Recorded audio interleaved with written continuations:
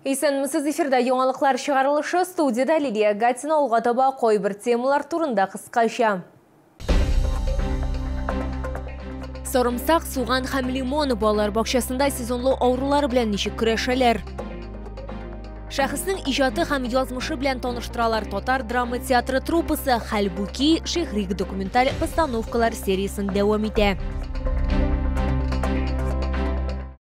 Сорымсак, суган һәм лимон буларның барысында Дулкын 99-нчы балалар бакчасында сезонлы авырулар белән көрәшү өчен кулланалар. Шуңа күрә бирдә тәрбияләнүчеләр еш авырмый ди тәрбиячеләр. Ләкин сер яшелчә һәм җиләк-җимешләрдә генә түгел, физик күнегүләрдә дә.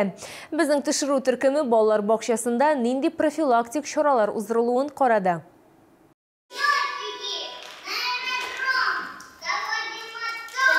Дәресләр уен формасында уза, мәсәлән, бүген мәктәпкәчә яшьтәгеләр самолетларны сүрәтләделәр һәм спортзал буйлап очтылар. Һәр вакыт тәрбиячеләр балаларга кызык булсын өчен ниндидер яңалык уйлап таба. Мы сегодня занимались дыхательной гимнастикой. А для чего? Чтобы не болеть и чтобы мы учуяли наш чеснок и чтобы мы не болели.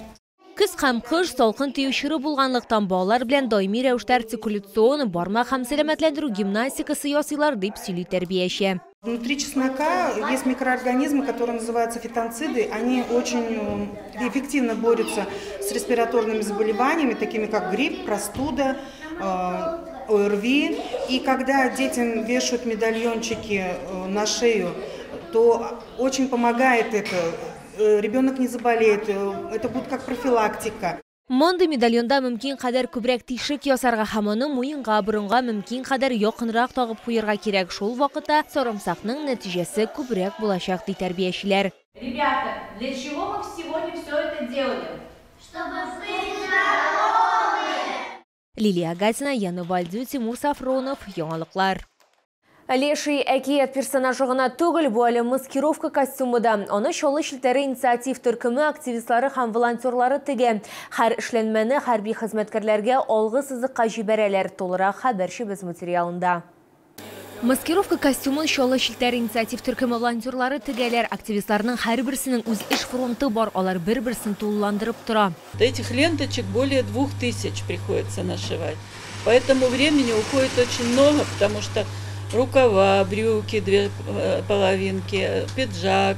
Чаллы шелтәре инициатив төркеме 2023 елның гыйнварыннан бирле эшли. Монда волонтерлар маскировка шелтәрләре үрәләр, муфталар, эчке киемнәр, леший костюмнары, яңгырга каршы киемнәр, носкилар һәм башка бик күп нәрсәләр тегәләр. Көн сайын берне тегеп бетерергә тырышам инде мин. Моңа бер 3-4 сәгатьләр китә инде. Үземне бурычым дип саныйм.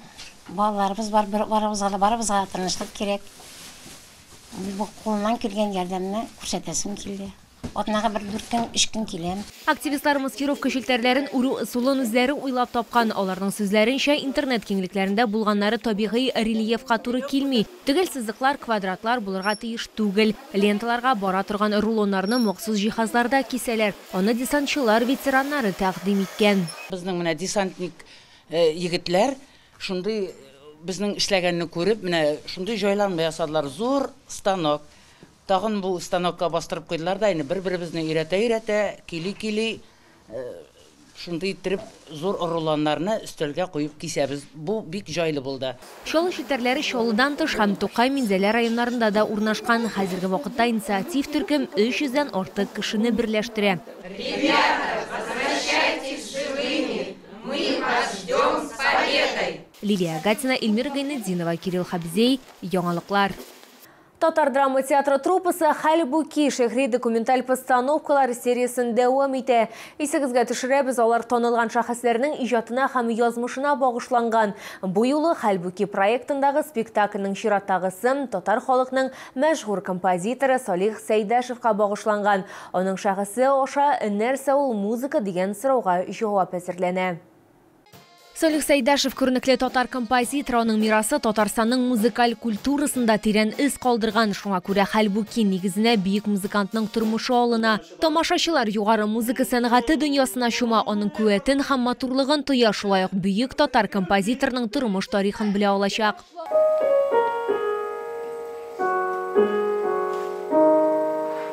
Проект «Хальбуки» театр педагогикасы кысаларында еш буын үшін ойыштырылған куйылышны Татар драма театрының сәнғат жетекшісі Олег Кинжагулов режиссерлық ите. Шаллы тамашашысын бүтін дүния музыка белән таныштырасы келген. Салих Сайдашевның язмышын толысынча біз әлбәттә сөйлей алмадық.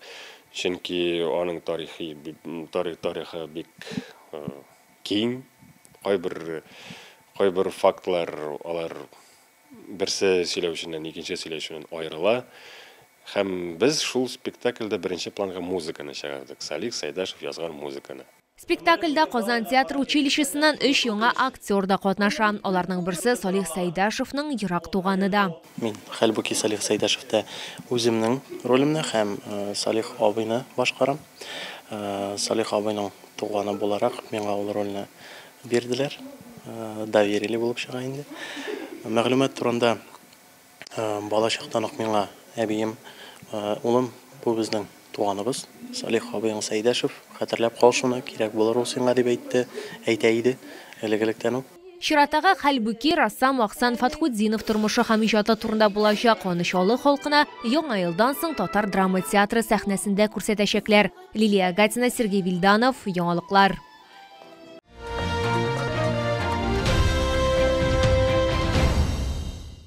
Календарда ноябрь демәк кыш инде якын, стиле һәм шул ук вакытта уңайлы аяк киеме сатып алу өчен менә дигән мөмкинлек. Яршалда Беларусь аяк киемнәре ярминкәсе Мшалы халкы һәм шәһәр кунаклары өчен ир-атлар һәм хатын-кызлар өчен кышка аяк киемнәренең зур ассортименты. Барлык модельләр дә натураль күннән төрле төстә һәм төрле үлчәмнәр, иң мөһиме теләсәң инде матди мөмкинлеккә. Сатучы консультантлар тәкъдим иткән һәр аяк киемен сатып алучылар рәхәтләнеп киеп карый. Профессиональ белгечләр һәркемгә шәхсән сайлый ала. Бирдә хәтта иң таләпчән сатып алучыга да аяк киеме табып була. На нашей выставке большое поступление зимней коллекции. Ботинки и сапоги на проблемную ногу утеплены натуральной овечьей шерстью, что согреет ваши ноги при самых низких температурах. На всех моделях стоит элемент регулировки толщины голени, чтобы вы могли регулировать ее по своей ноге. Подошва из полиуретана на литиевой основе, которая не скользит и не дубеет на морозе, всегда остается мягкой и гибкой.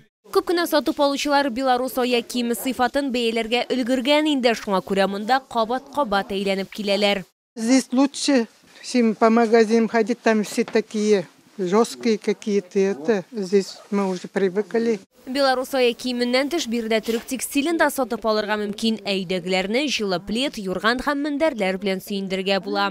Представляем вашему вниманию подушку с микрогелевым наполнителем, который быстро восстанавливает свой объем после сна и обладает высокой воздухопроницаемостью. Это позволяет коже дышать и предотвращает накопление влаги. Материал подушки 100% хлопок, который не накапливает запахи и легко стирается. Подушка имеет среднюю степень поддержки, что позволяет ей адаптироваться под форму головы и шеи, обеспечивая оптимальную поддержку и комфорт во время сна. Беларусь аяк киеме күргәзмәсе 9-дан 18 сәгатькә кадәр Муса Җәлил проспекты 55Б Үзәкрәт сәүдә үзәге элекеге балалар дөньясы бинасы адресы буенча эшли.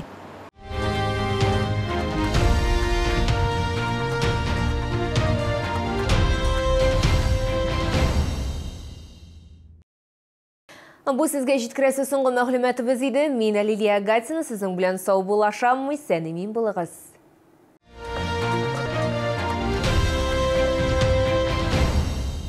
Шулы, встречай! Свежий улов прямо с Камчатки. Королевский лосось, красный икра, царская рыба. Все от производителя. С 11 по 16 ноября. ТЦ Грин, первый этаж. Остановка Глобус.